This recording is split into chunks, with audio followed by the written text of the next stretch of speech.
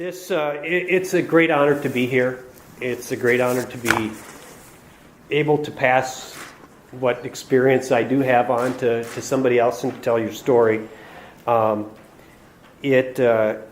put this presentation together in the last 2 days. It's kind of a fire hose of information, so just kind of kick back and let it flow.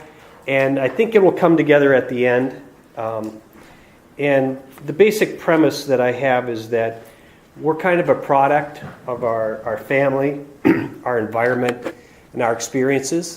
And I'm going to talk a little bit about my family, my environment, and my experiences, and then try to give you some pointers, good or bad, of where you can go as you enter into your life and your professional career. So it's 117 years of life lessons, and I say that because we're going to start with my grandfather, Gunnar Bengt Johnson. He was an immigrant from Kosta, Sweden. Grew up very poor and was a glassblower. Had about an 8th grade education. Immigrated to the United States, worked in Fargo, North Dakota, and ran a company called Cook Sign. He was, of all my grandparents, I'd say he was the smartest, very strategic, and he was described to me one time by his attorney as being uncouth, which means lacking good manners, kind of a coarse Swedish accent. And the thing that I remember, the advice that he had for his children was when they would go out to eat and they'd be at like a buffet, he'd be like, eat the meat. Focus on the value, which was the meat. Died in 1969 of stomach cancer, probably related to tobacco use. I was 1 year old at that time. My grandmother was Laura Johnson, a farm girl from Sherburne, Minnesota, Catholic, was a hairdresser and housewife, great sense of humor. She loved to gamble and slot machines. And she died of breast cancer in 92 at the age of 85. My grandpa Vince was an insurance agency he ran an insurance agency with his family in Fargo, North Dakota. What's interesting about him, in my mind, is that at 50, he had 9 kids, and he risked it all and invested and built a nursing home in Fargo, North Dakota, with some guy that kind of came into town, and one of those shady deals that worked out well for him. And when you're 50 like me, normally you're past those big gambles. But he took that big gamble at 50. He loved golf, he loved smoking, and he loved riding the mower. The smoking got him at 75. He died from heart disease. And one of the things that he did that was kind of interesting that I try to take away is he was a guy that would do something special for people. And they had a person that had worked in their home helping with the kids when they were younger, and she was in kind of the nursing home, and he put a fountain in the lake out in front of her room so that everybody could see it, but for her it was something that she could look at. Those are those little things that people don't have to do that he did, and I respected that from him. My grandma Helen, born in western North Dakota, her father died when she was 2. School at Visitation in St. Paul, and raised 9 kids, and she died at 86 from a stomach infection, and she was my last grandparent. I lost her when I was 36 years old. So from that came my father, Ken Johnson. He was the second son of that family. He had a lazy eye, and you treated that with a patch, but he was screwing around at school, so the brothers took away the patch. And so he was basically clinically blind in one eye. That's what happens. He was a smart kid, but as his friends say, not the smartest in his class. But he went to NDSU, graduated with a chemistry degree, and then went on to medical school at Johns Hopkins University out in Baltimore, Maryland in the 60s. And when he came back from the first semester of medical school, they said he couldn't hold a cup of coffee in his hand. He was so, just had been such a stressful, intense intellectual experience that he had just been through the ringer. But he went on to become in medical school, worked and helped with some of the surgeries, some of the first sex change operations. Went to the Mayo Clinic and became an orthopedist. Was a medical doctor in Vietnam War. And I remember as a child being in Fort Lewis, Washington, and going to the hospital with him, and he would work on the people coming out of Vietnam. They'd be 24 hours out of the jungle and operating on them.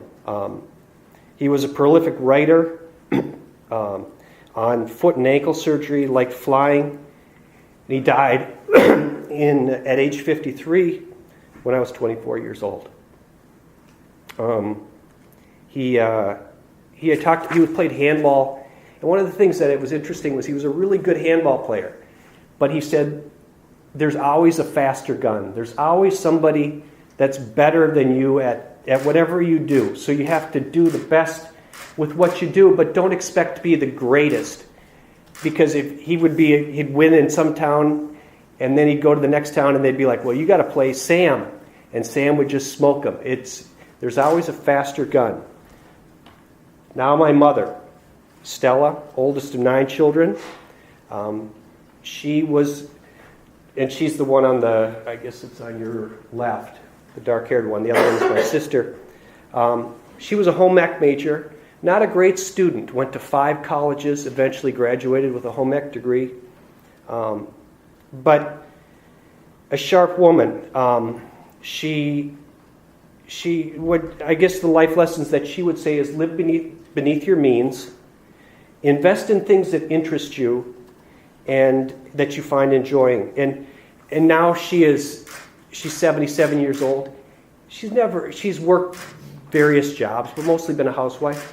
She's done tremendously well in investing in different companies. It's amazing what this woman has done, just investing in things that she finds interesting. The other thing that I take away from her, and as I've gone through life, is she's told me that there's 2 ways to get into something. There's the front door and the back door. And by that, I mean that, let's say you want to be a lawyer, and you might want to go to Harvard, but maybe you aren't good enough or don't have the grades or something to get into Harvard. Well, you can go to a different school. There's ways, you got to think strategically. There's ways to get there, even if it's not the perfect way. So if you have a somewhat blemished record, you can still figure things out and get there. So let's get on to the main topic, which is me. So I was born in Rochester, Minnesota in 1968. There's a picture of me next to Sabrina Klaus. You'll notice the haircut. We had kind of the generic haircut back then. My mother did the haircutting. When I was 16 years old, I went to Alaska. And it was something that from a young age I was inspired about Alaska and going up there. I'd done a project in school on Alaska. And so when I was 16, I went up there and I worked commercial fishing for a friend of my dad's. And what I liked about commercial fishing was there were nets and boats and equipment, but it was problem solving, figuring out how to work with the tides and the nets and to catch these fish. And it was a business. You were producing something. You were catching fish. Could be dangerous. It was hard work. It could be dirty and sketchy food, but it was a great adventure for a kid, and I continued to do that into law school. I graduated from high school in 1986. This is actually not me at prom, but that's my sister. It gives you kind of a flavor of the 80s. And I was the class president. I had kind of a political bent to me. I've always had that for some reason. I did some sports, but I wasn't great at sports. My grades were B average, nothing exceptional. I did speech. I was the commencement speaker at the end of the year.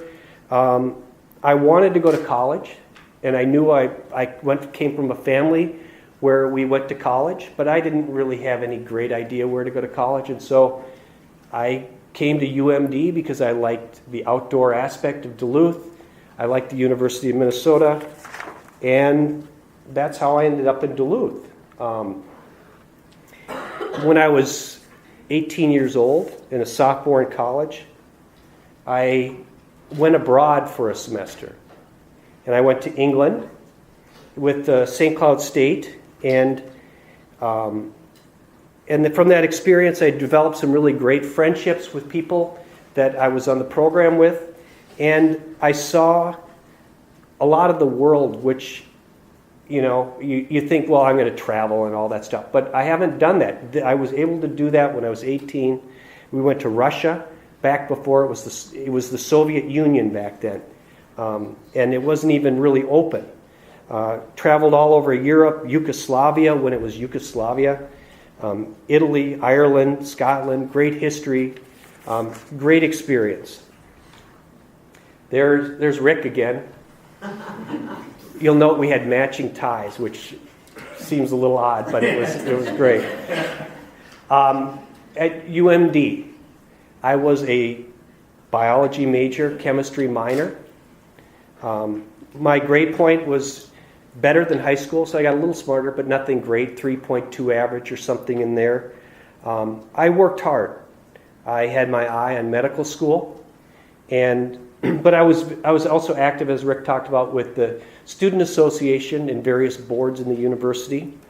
And when I graduated, I won the Sear Duluth Award, which is really a great honor. And it's for exemplary service to UMD. And I look back at all the people that have won that award, and some of the great leaders of Duluth have won that award. Don Ness, Dan Hartman, Fred Friedman, Greg Fox. I think Rick won it. So that was a great moment for me. I left college without a great path going forward. And so I thought I wanted to go on to additional school, but I wanted to do something first, take a year and do something before that. So at 22 years old, I went up to Alaska. I graduated from college. I lived in my uncle's basement. I worked as an orderly at the hospital. And as an orderly, I basically transported patients around, cleaned up the bloody OR at the end, set up the operating room for the new surgeries, and then I started running dogs in November, late November. And I was on this really steep learning curve where 3 months later, I ran the Iditarod sled dog race. I don't recommend this for anybody. I had a poorly trained team of dogs. Was running with some real legends of dog mushing, Susan Butcher and Rick Swenson. And we ran a race that had 4 major storms. I slogged forward for 22 days. It was, I was just going through some stuff, and in a newspaper article at the end, I said, when they asked me to describe the experience, I said it was awful. It was awful, but I'd love to do it again. And it taught me, what it taught me was something that I had never quite learned before. And what that is that you are, as a person, each of us is capable of doing, we think we're capable of doing this much, but we're really capable of doing this much. And until you're pushed to the limits like that, you don't really understand just how hard and how far you can go. That I learned hard work, just grit, and an unbending focus on my goal, which in that was to get to know. It didn't matter what place I finished, I just wanted to get to the finish line. It was extreme problem solving and we'll talk a little bit about this at the end, but there's leadership. You're working not with a team of people, but with a team of dogs. And they're just like people. They have feelings, they have needs, they have strengths, and they have weaknesses. And you have to work that team together to get them down the trail and to get to know them. And that experience, it beat me up a lot, but it made me a stronger and better person. But I got to know them, and I figured out one thing, that I didn't want to be a dog musher / commercial fisherman / hospital orderly living in my uncle's basement for the rest of my life. So I had what was really a great opportunity is I applied to medical school and law school, and I was able to make the choice. I was able to either go to medical school or law school, and I chose to go to law school. Why? As I think back about it, I think I wanted to forge a new path from what my father had done. He was a doctor, and he did great things, but I wanted to do my own thing. I had an interest going back to high school and in college of law and politics, and that's something that I really felt like I had a skill there. I was intrigued because I was accepted at a school in Washington, D.C., which was exciting for me. And so at 23 years old, I made my way to Washington, D.C., and this was one of those deals in law school. They used to do this thing where they'd say, look left, look right, and by the end of the year, one of you won't be here. And I was pretty sure that one might be me, because you looked around and there were kids from Harvard and Yale and all these high-powered schools, and here I was from Duluth, Minnesota, wearing my clothes from Alaska and looking like a real hick. But those skills that I've learned of just hard work and grittiness and focusing on my goals, I wouldn't. There were some people there that were tremendously gifted, great writers, and you can't compete with that. But you can outwork people even if they're a little smarter than you are, or if they come from a better background. It doesn't matter. And D.C. was great. It was the time when Bill Clinton had just been inaugurated as president. It was a great hub of activity and power. People are coming into D.C. from all over with interesting stories and ideas. And it was a wonderful time in my life. It was law school was an opportunity where they just pump the information at you, and you, like I said, you got to learn how to really gather information, process it, spit it out, study, work hard, and it really pushed me intellectually to another level. I worked for the Bureau of Prisons with the Department of Justice while I was in law school. I continued to commercial fish for 1 year just because it was a way I could make money.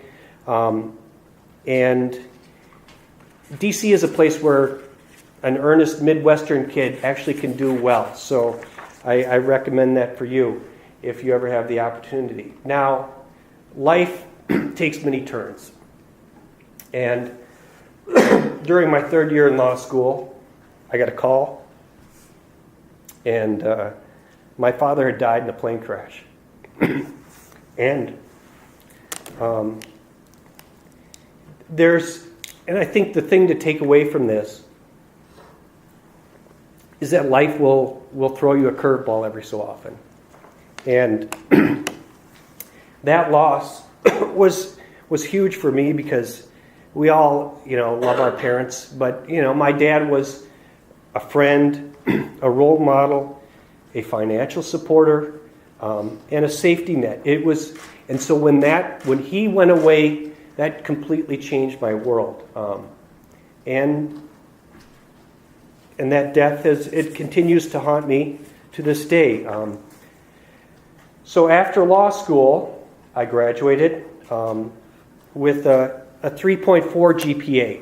So, and I'm pretty proud of that from high school to college to law school, I continued to get a little bit smarter, I like to think. And so just because you're kind of in the middle of the pack at some point in your career, you can do better. You can continue to push to another level. I feel like in law school I grew up, my mind matured, I learned to work, I learned to study, I learned to write. I became more driven and more interested in this. It was easier. I liked law school because it was hard, but it was something I was interested in and I enjoyed the subject matter. And that hardness was fun. That competitive academic atmosphere was great. I hope I'm not going too far in time. So I graduated from law school in '94, took the bar in Minnesota. That was the summer of the O.J. Simpson trial. And then I went up to Alaska and became was a judicial law clerk for the year. 26 years old, and worked in Superior Court. It was a trial court. We did civil and criminal work. It was fun because I was getting a paycheck. I had a job. I had my own apartment. I worked and I walked to work every day. But and so that was a growing experience for me. After that, after a year in Alaska, I thought about what do I want to do? Where do I want to be? And I liked Alaska. As you can see, I've been going back there time after time. But I wanted to be near my family. That was a priority for me. And I liked Duluth. So I thought, well, I want to get back to Minnesota. I want to get back to Duluth. But you can't just do that. You got to kind of work a process to get there. So I first returned to Minnesota and worked for a private nonprofit down in the Twin Cities called the Community Law Center. We did legal work on a sliding scale for low-income people. It was basically a volunteer job, but it allowed me to get some experience, and it allowed me a path to get to Duluth. And in '96, now 28 years old, I returned to Duluth to the Clur, Eaton Butler law firm, which no longer exists. I blew that one up. I'm kidding. It was a small firm in Duluth, a general practice. Why did they hire me? Because the market was really, really crummy for lawyers back at this time. They hired me not because of my grades or anything, but because I'd done the Iditarod. They liked that story. And they liked that toughness that it showed. And so I got the job. We did a lot of contracts, litigation, worked for townships, real estate, general practice. I saw how the practice of law is done. It's kind of like a family. You're all together working. It's running a business. People fight. There are triumphs, there are downtimes. And it's interesting because now, 22 years after I have left this firm, Clur and Eaton are dead, but many of the associates and the attorneys are still around in the practice that I am in today. And just last week, we had a case down in the Twin Cities, and so there were 3 parties in this case. One was represented by the city, one was represented by Ken Butler, who was in that firm, and then another guy that was in their firm. So we had this thing surrounded from the old firm. But those ties stick with you throughout your career. I did a number of trials. I built my house. Started the Bridge Syndicate, which was a group in town that was trying to promote leadership and opportunities for people like you that were people, because I was at that age where you're graduating from college and you're like, how do I get my career started in Duluth? So we're going to keep moving along with my life, because that's 31 years old. I got married to my wife, Ingrid Kane. A lovely June day in Duluth, the one that we've had in the past few years. She was smart, or is smart, pretty, funny, driven, also a lawyer, which is kind of a tough combination because you get those 2 hard-driving personalities. But you learn, as you look back at life, you build a family, which is a team, and it can be it's hard and it's rewarding. So after 5 years at that Clury and Butler law firm, I was 32 years old and looking for a new opportunity. And so the Minnesota Attorney General's office has about 200 lawyers, and there was one lawyer that didn't work in St. Paul. And that one lawyer needed some help, so they hired a second lawyer that didn't work in St. Paul, and that was me. And so we supported the IRRB, which is an economic development agency up on the range, did lots of business deals, lots of work on mining up on the range, which continues to be a big issue. I also I sought out additional work. So I got to work for the DNR and deed and criminal appeals, and I got to do travel and involved in the legislature and politics. It was a fascinating position. And I like to think that I made the most out of it. And for me, as I was thinking back last night, well, what are some high points? And I thought of two high points. One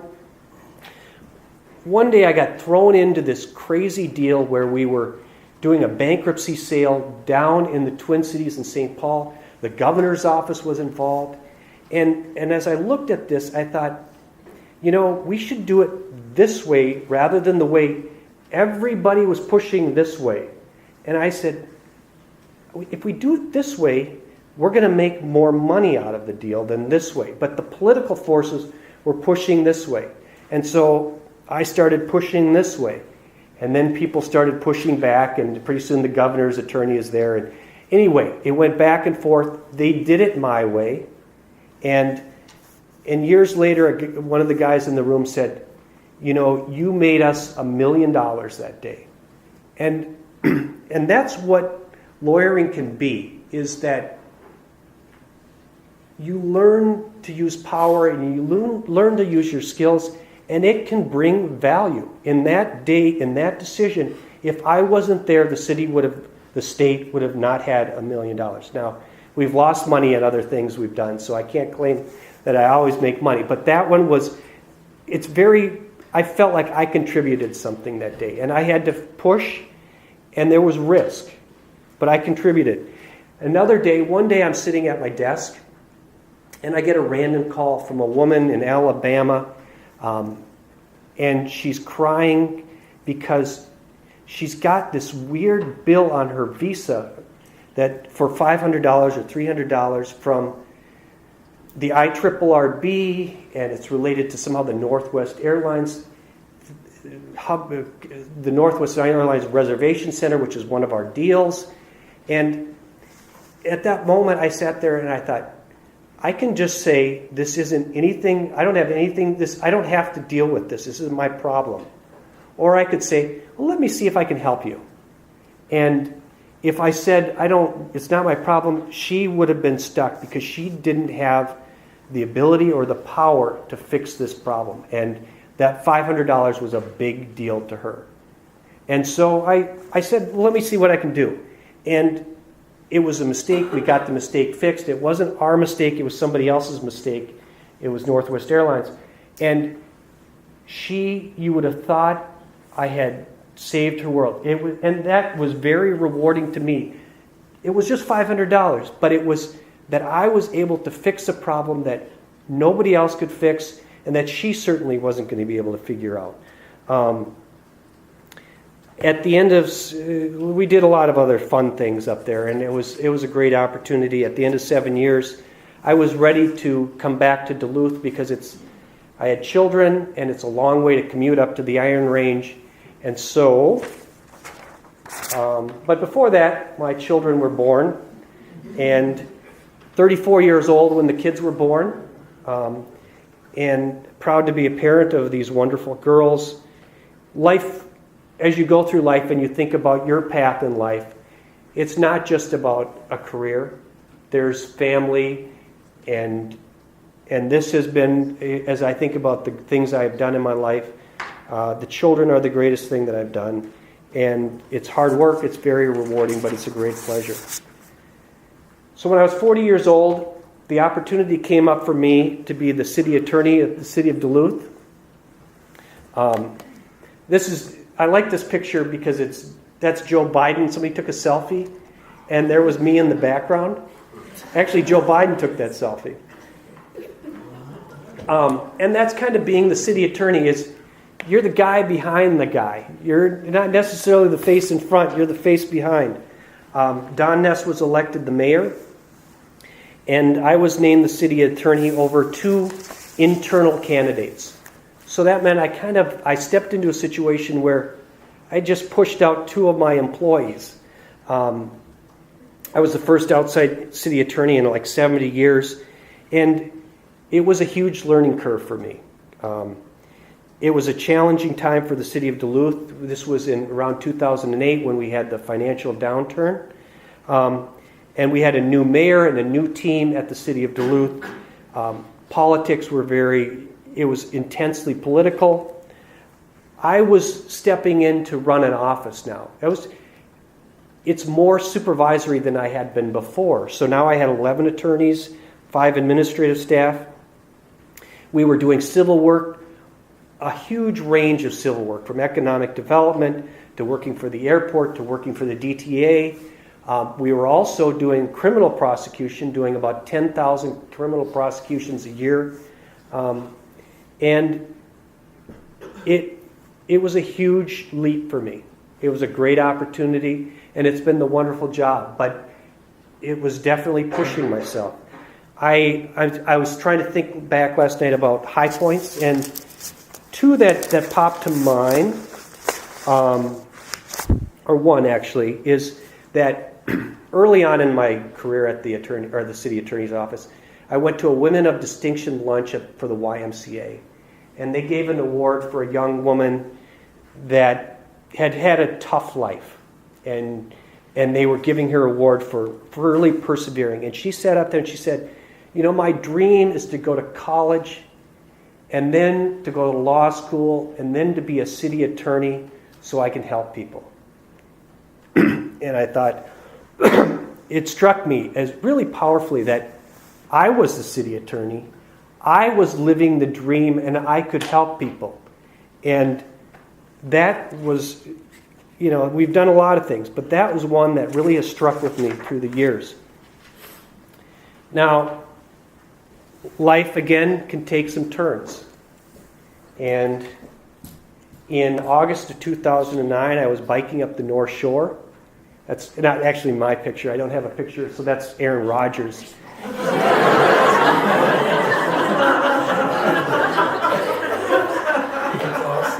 But you get the idea.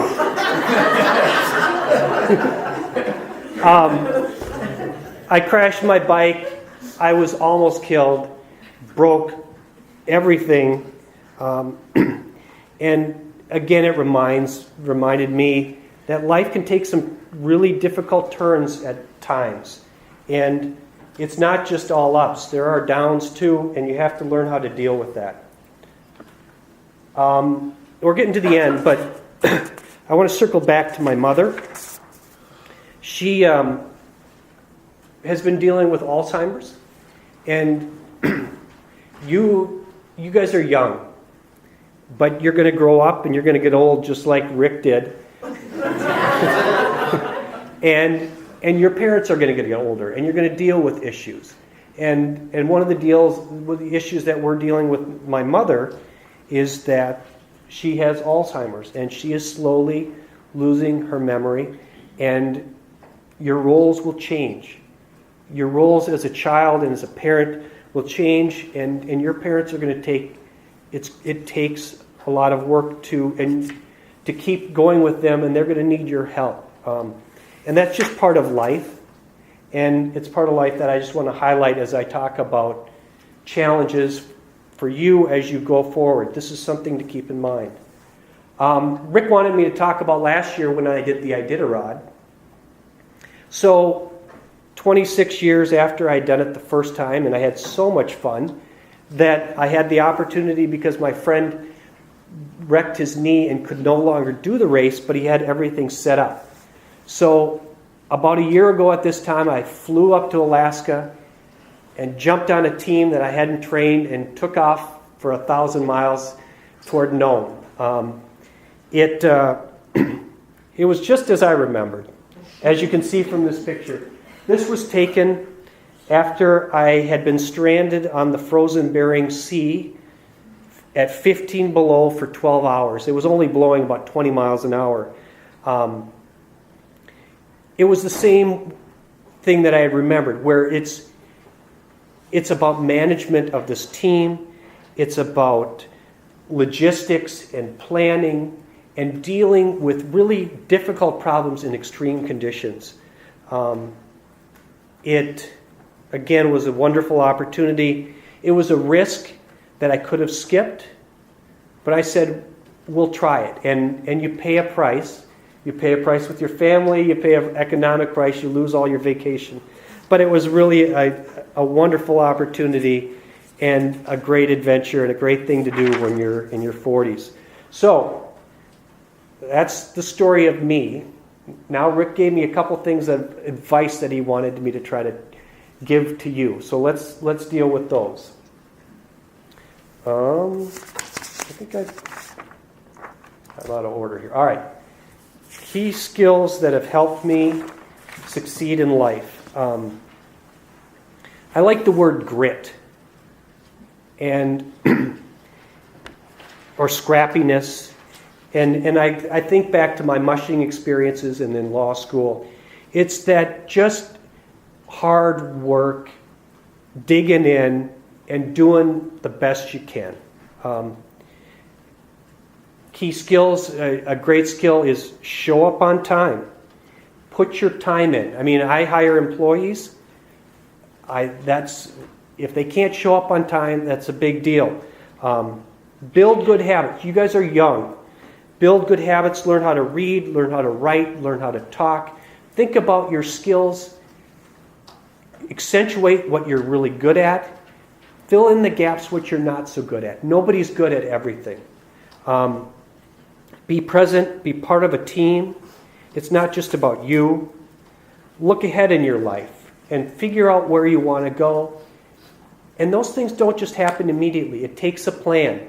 If you want to go to law school or med school, you have to spend and get the grades and get the background to get there and get whatever it takes to get in. Be ambitious. You only get one life. Go for it.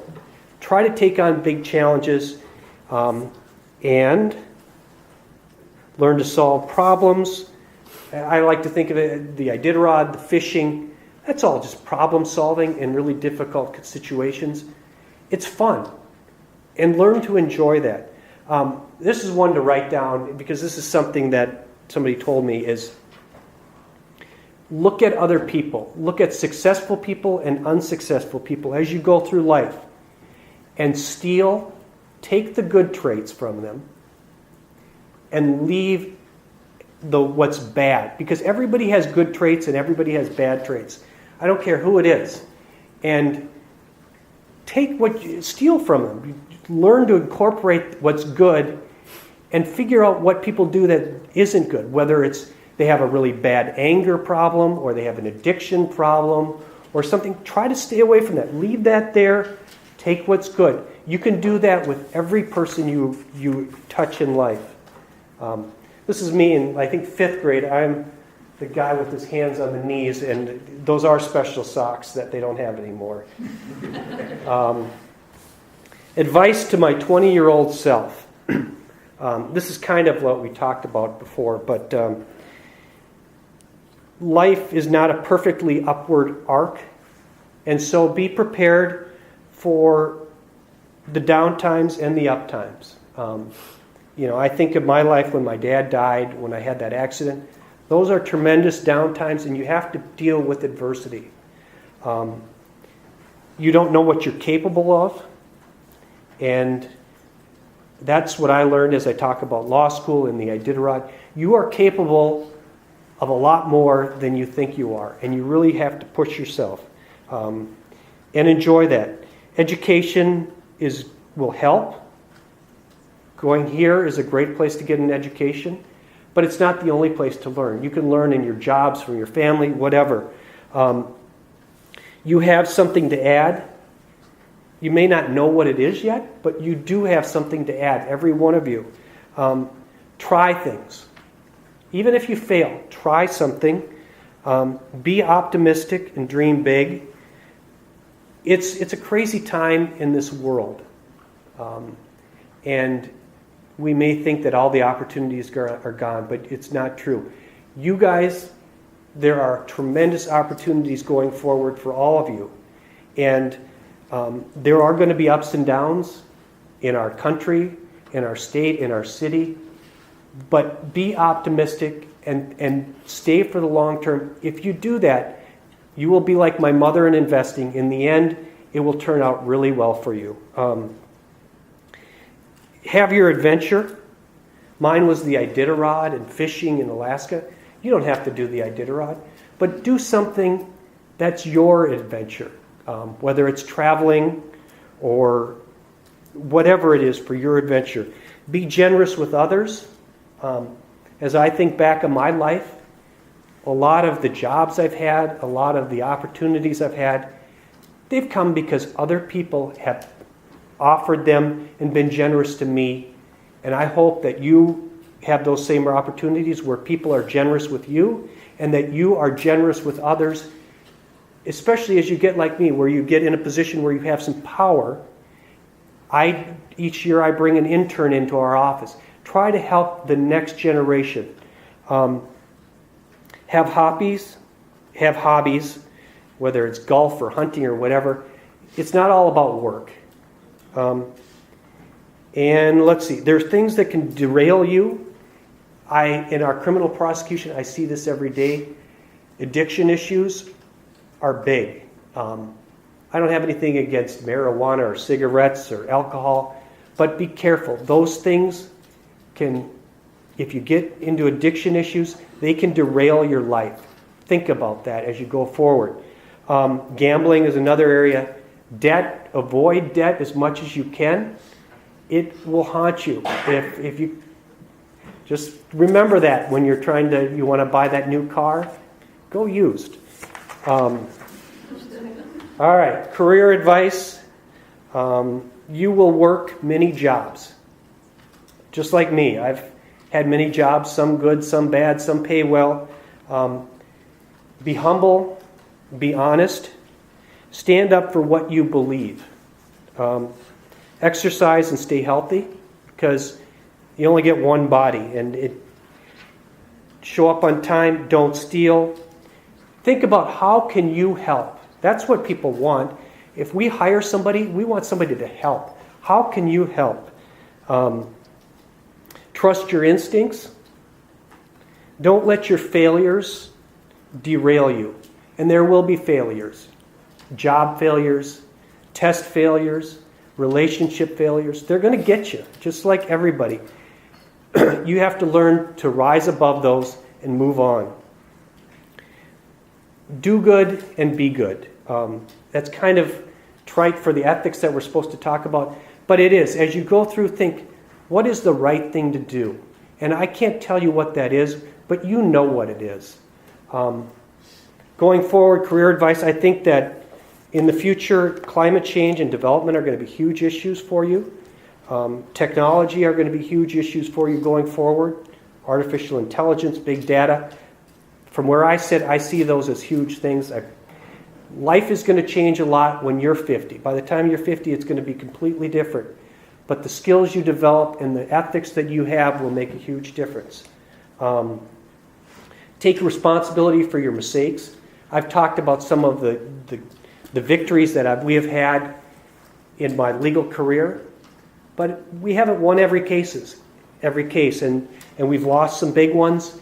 As a city attorney, they come to me and they do news stories on this, and sometimes I have to take responsibility for what has happened, even if it's bad.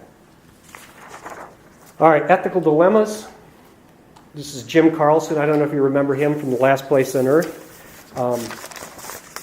But he makes me think about ethics, because we have power. When you get to a certain point in life, you have some power, whether it's money, political power, power as a supervisor, you have power over your employees, power as a parent, even as a dog musher. I had power over my dogs. Use that power very fairly and with restraint. As a city attorney, every day I make calls, whether we prosecute somebody for a crime or how we go after them, either with a legal case or defending a legal case. And you can play nasty, you can play dirty, but that's not the right way to do it. And we try to play fair, but hard. Things that will get you screwed up ethically, it's almost all the time, it's almost always money. So just keep that in mind. I have, with ethics, as a lawyer, there's codes of ethics, and people will come after you with ethics. I've been reported to the ethics board twice, and you think, wow, that's terrible. But I've been cleared twice, and that happens. People will call you, but if you do things consistently in an above-board ethical matter, you'd have nothing to worry about. And I had nothing to worry about with those two complaints, because I knew that when they looked back at it, there was nothing that we had done wrong. Jim Carlson, Last Place on Earth, it was, I don't know if you guys may not remember when Duluth had all the synthetic drugs, and downtown was crazy. And we were getting huge pressure to do something. And you can overplay your hand. We can do things. The legal law has a boundary of how far we can go. And you're tempted to push beyond that boundary to win the game, to get rid of Jim Carlson, the evil in town. And you have to really focus on your ethics and take a step back. And we were able to prevail against Jim Carlson, not because we did things overly zealously, but because we used the tools that we had in a creative, problem-solving way. And now I am here, and he is in federal prison.